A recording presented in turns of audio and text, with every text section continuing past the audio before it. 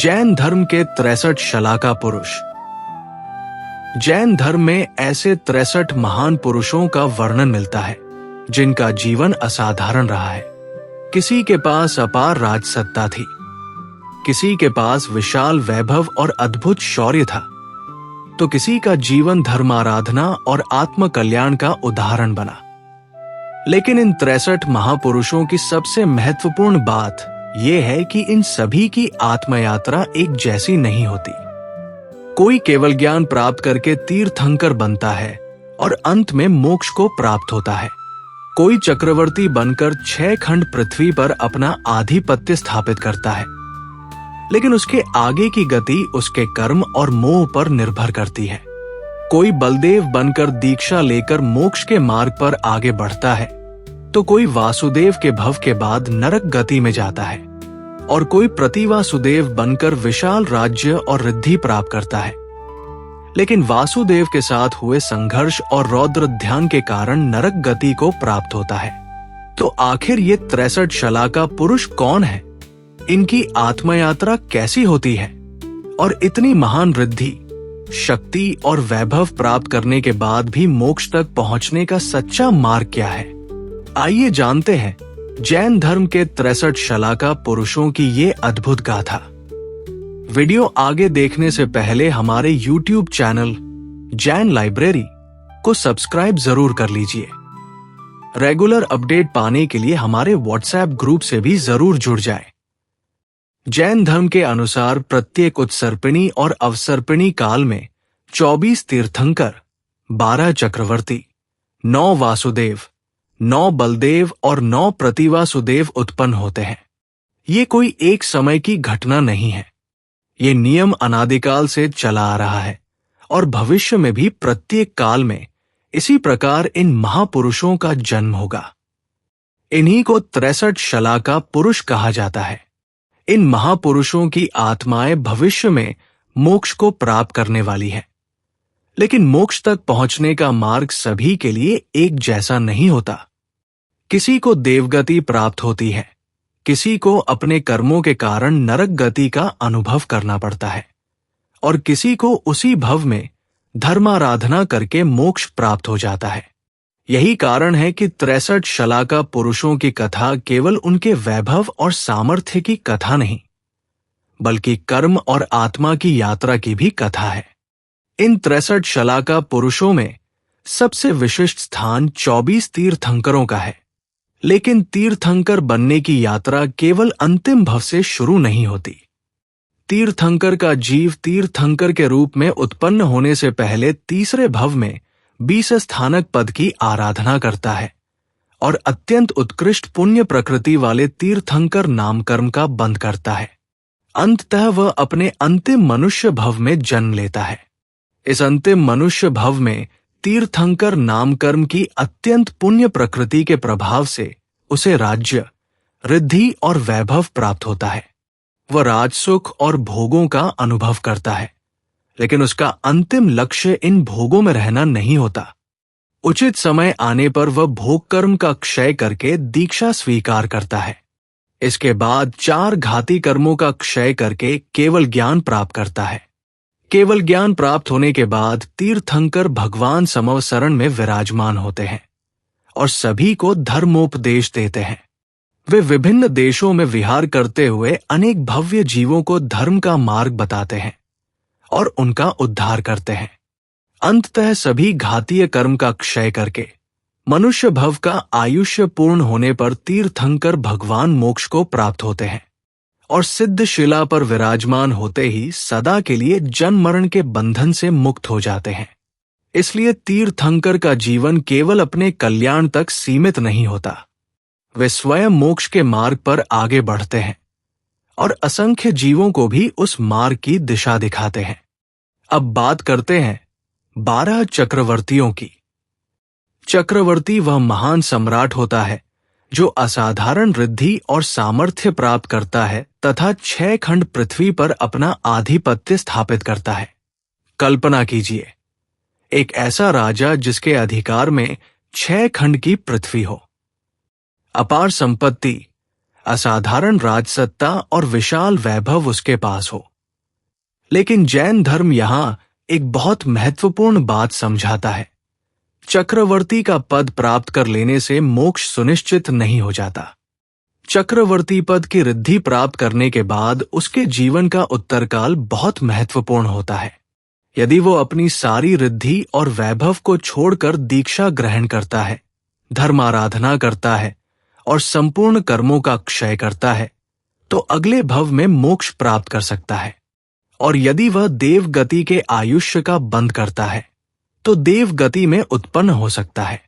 लेकिन यदि चक्रवर्ती अपनी प्राप्त रिद्धि और वैभव के मोह में पड़कर उसी ममता में अपना पूरा जीवन समाप्त कर देता है, तो महान आरंभ अर्थात पाप और परिग्रह की ममता के कारण नरक गति के आयुष्य का बंध कर सकता है। तब चक्रवर्ती के भव का आयुष्य पूर्ण होने के बाद वह नरक गति में उत्पन्न होता है। अर्थात 6 खंड की पृथ्वी पर विजय प्राप्त करने वाला व्यक्ति भी यदि अपने मोह पर विजय प्राप्त नहीं कर सका, तो उसकी आत्मा की गति बदल सकती है। अब आते हैं 9 वासुदेव। वासुदेव के भव में वह 3 खंड पृथ्वी पर अपना आधिपत्य प्राप्त करता है और वासुदेव पद की महान रिद्धि का भोग करता है। उसके पास शक्ति होती है, राज्य होता है और अपार वैभव होता है। लेकिन जैन धर्म में बाहरी सामर्थ्य से अधिक महत्व कर्म के परिणाम को दिया गया है। वासुदेव अपने भव में इस रिद्धि का भोग करता है, लेकिन वैभव और सुखों के मोह के कारण नियम से नरक गति के आयुष्य का बंध करता है और अगले भव में नरक गति में ही उत्पन्न होता है। इसलिए केवल शक्ति, राज्य और वैभव प्राप्त कर लेना ही आत्मा की उन्नति नहीं है। कर्म का नियम सभी के लिए समान है। अब आते हैं 9 बलदेव। बलदेव वासुदेव के औरमाई अर्थात सौतेले भाई होते हैं और दोनों भाइयों के बीच गहरी प्रीति होती है। दोनों एक ही परिवार और एक ही समय में होते हुए भी उनकी आत्मयात्रा एक जैसी नहीं होती। जहां वासुदेव अपनी रिद्धि का भोग करता है, वहीं बलदेव उसी भव में दीक्षा ग्रहण करके धर्माराधना करते हैं और संपूर्ण कर्मों का क्षय करके मोक्ष प्राप्त करते हैं। और यदि देवगति के आयुष्य का बंध हो, तो बलदेव के भव का आयुष्य पूर्ण होने के बाद वे देवगति में उत्पन्न होते हैं। एक ही परिवार, एक ही समय और इतना गहरा संबंध होने के बावजूद दोनों की आगे की गति अलग हो सकती है। इससे एक बहुत गहरी बात समझ में आती है। मोक्ष के लिए जन्म या परिस्थिति से अधिक महत्वपूर्ण है आत्मा की दिशा और उसके कर्म। अब आते हैं 9 प्रतिवासुदेव। प्रतिवासुदेव भी अत्यंत शक्तिशाली महापुरुष होते हैं। वे 3 खंड पृथ्वी का राज्य प्राप्त करते हैं और उस राज्य की विशाल रिद्धि का भोग करते हैं। लेकिन जब वासुदेव के साथ उनका विग्रह होने का प्रसंग आता है, तब दोनों के बीच संघर्ष उत्पन्न होता है। इस संघर्ष में वासुदेव के हाथों प्रतिवासुदेव का विनाश होता है और प्रतिवासुदेव को प्राप्त 3 खंड पृथ्वी की रिद्धि भी वासुदेव को प्राप्त हो जाती है। लेकिन प्रतिवासुदेव के लिए इस संघर्ष का परिणाम केवल राज्य और जीवन के समाप्त होने तक सीमित नहीं रहता। विग्रह के दौरान उत्पन्न रौद्र ध्यान के योग से प्रतिवासुदेव नरक गति के आयुष्य का बंध करता है। जब उसका वर्तमान भव पूर्ण होता है, तब वह नरक गति में उत्पन्न होता है। इस प्रकार 3 खंड का राज्य और अपार रिद्धि प्राप्त होने के बाद भी क्रोध, विग्रह और रौद्र ध्यान आत्मा को किस दिशा में ले जा सकते हैं, इसका प्रतिवासुदेव एक गंभीर उदाहरण है। इसलिए बाहरी विजय से अधिक महत्वपूर्ण है आत्मा की अवस्था। 63 शलाका पुरुषों की गाथा हमें क्या सिखाती है? अब एक बार फिर इन 63 शलाका पुरुषों की आत्मयात्रा पर ध्यान दीजिए। एक और तीर्थंकर है, जो तीर्थंकर नामकर्म के प्रभाव से अंतिम मनुष्य भव में आते हैं, दीक्षा ग्रहण करते हैं, केवल ज्ञान प्राप्त करते हैं, धर्मोपदेश देते हैं और अंत में मोक्ष प्राप्त करते हैं। दूसरी ओर चक्रवर्ती है, जो 6 खंड पृथ्वी पर अपना आधिपत्य स्थापित करते हैं, लेकिन उनकी आगे की गति उनके धर्माराधन और मोह पर निर्भर करती है। बलदेव है, जो वासुदेव के भाई होते हुए भी दीक्षा और धर्माराधना के माध्यम से मोक्ष की ओर आगे बढ़ते हैं। वासुदेव है जो 3 खंड पृथ्वी का आधिपत्य प्राप्त करने के बाद भी अपने कर्मों के कारण नरक गति में जाते हैं, और प्रतिवासुदेव है जो अपार शक्ति और सामर्थ्य के बावजूद अपने कर्मों और आसक्ति के कारण विनाश की ओर बढ़ते हैं। इन सभी चरित्रों को साथ रखकर देखें तो एक बात बहुत स्पष्ट दिखाई देती है। बाहरी विजय से अधिक महत्वपूर्ण है आत्मा की विजय। 6 खंड की पृथ्वी पर राज्य करना बहुत बड़ी उपलब्धि हो सकती है, लेकिन क्या हमने अपने मन पर राज्य किया?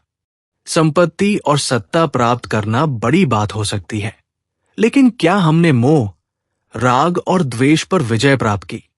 यही कारण है कि तीर्थंकरों का जीवन हमें बाहरी साम्राज्य से नहीं बल्कि आत्म विजय से परिचित कराता है।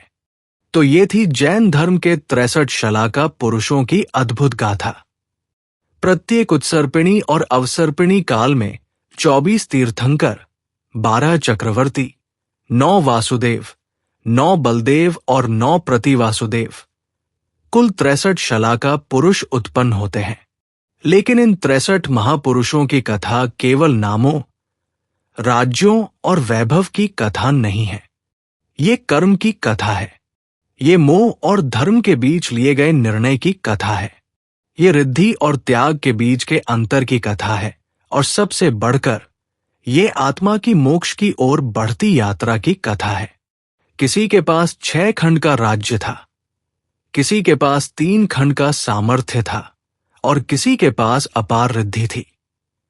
लेकिन अंत में राज्य छूट जाता है, रिद्धि छूट जाती है और शरीर भी छूट जाता है।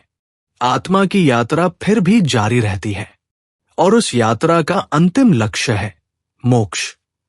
इसलिए जीवन में हमें क्या मिला, उससे अधिक महत्वपूर्ण यह है कि हमने जो मिला उसका उपयोग किस दिशा में किया।